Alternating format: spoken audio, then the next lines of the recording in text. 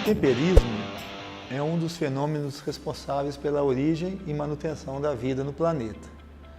Todos os nutrientes que as plantas necessitam estão confinados na estrutura dos minerais presentes nas rochas, com exceção do nitrogênio que está aí no ar, né?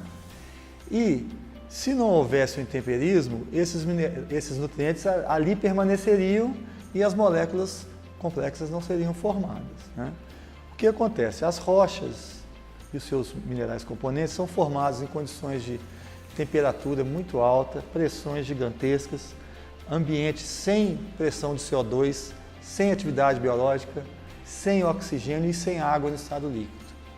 Quando essas rochas atingem a superfície da Terra, elas encontram uma temperatura média de 14 graus, pressão muito pequena em relação à do manto, água no estado líquido, atividade biológica intensa e CO2 na atmosfera.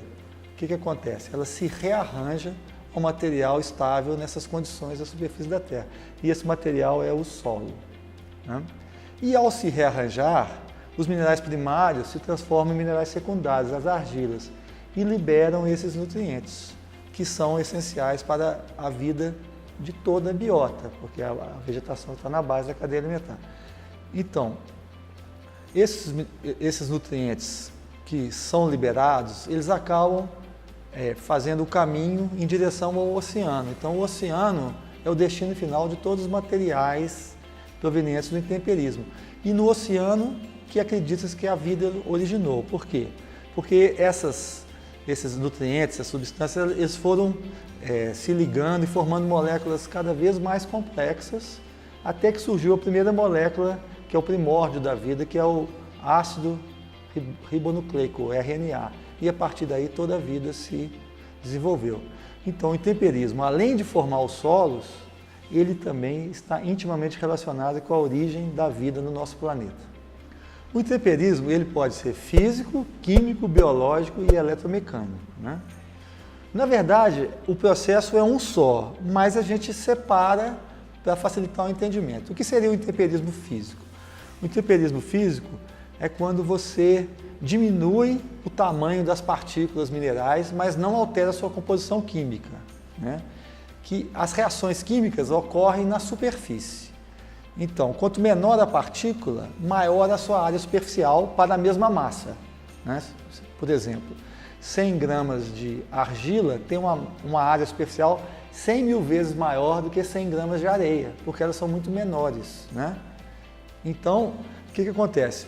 Ao fragmentar as rochas e os minerais pelo intemperismo físico, ele está preparando o caminho para o intemperismo químico, né? Quem que quebra as rochas e os minerais? Oscilações na temperatura fazem os minerais dilatarem e contraírem, dilatarem e contraírem até se romperem nas linhas de clivagem, né? O alívio de pressão, o mineral estava confinado lá no interior da litosfera, com muita pressão em cima, que chega na superfície, essa pressão deixa de existir, ele acaba se rompendo. Há congelamento da água nas fendas das rochas, a água ao congelar, ela aumenta de volume e força as fendas e faz a rocha fraturar. E nas áreas semiáridas, a cristalização de sais, os sais vão crescendo nas fendas das rochas e vão também forçando. Então o intemperismo físico é fundamental para o intemperismo químico. Por exemplo, por que o pão de açúcar é redondo? Tudo tem explicação, né? Ele é redondo exatamente por causa do intemperismo físico, que a gente chama de esfoliação concêntrica. Como a variação de temperatura na rocha ocorre na superfície, ela tende a escamar como se fosse uma cebola e vai ficando arredondada. O intemperismo químico é a mudança da composição química dos minerais. Ou seja, eles passam de minerais primários a argilas, que são minerais secundários. E quem é o agente que provoca isso é a água no estado líquido. Então, onde não tem água no estado líquido, não tem solo, como nas regiões polares, na Antártida, e também em alguns desertos muito áridos, né? Só tem areia, ou então só tem rocha, mas não tem solo, não tem pedogênese, né? Então, a água ela atua de várias maneiras. A mais importante é a hidrólise. A água não é pura, ela tem hidrogênio dissociado. E esse hidrogênio entra em contato com os minerais e consegue entrar dentro da estrutura do mineral, porque ele é muito pequeno, tem o raio iônico muito pequeno. E ao entrar na estrutura do mineral, ele desloca um outro elemento que é cátion, como o nitrogênio, e entra no lugar dele. Como ele é pequeno, ele não consegue manter aquela estrutura, o mineral se rompe e forma outro mineral. Então, por exemplo, um feldespato potássico, ao se intemperizar pela ação da água, né, da hidrólise, ele pode formar uma argila com uma caulinita e liberar o potássio, que é o nutriente de planta. A outra forma é a hidratação. A água penetra no mineral, faz ele se expandir e com isso ele também se intemperiza. A outra maneira é a oxirredução. Num ambiente sem oxigênio, alguns minerais, alguns elementos químicos como o ferro, o manganês, eles mudam de valência. Então eles mudam o equilíbrio químico do mineral, ele também se desfaz e se transforma no mineral secundário. E o outro é a carbonatação, que é a formação na atmosfera de ácido carbônico pela combinação do vapor da água com o CO2. Esse ácido carbônico ele entra em contato com a superfície dos minerais a partir da chuva e se dissocia, liberando hidrogênio, que vai provocar a hidrólise de novo, né?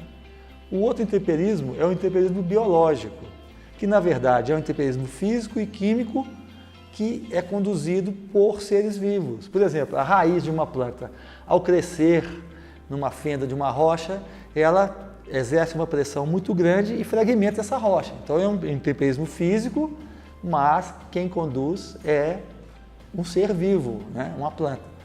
A raiz também, ao absorver cátions, ela libera hidrogênio. Então ela exuda substâncias ácidas que também vão provocar a hidrólise, o intemperismo químico, né? A fauna do solo, as formigas, os cupins, eles conseguem não só translocar partículas, mas o cupim, ao ingerir matéria orgânica, ingere partículas minerais que ao passar pelo seu trato digestivo também sofrem um ataque ácido e se transformam em outros minerais. E tem também o intemperismo menos conhecido, que é o eletromecânico, que são as descargas elétricas provenientes da atmosfera, que é o popular raio, né? Ao atingir a rocha, ele fragmenta a rocha, provocando o intemperismo físico, e também aquece a rocha e muda a sua composição química, que é o intemperismo químico. E esse processo é o intemperismo eletromecânico.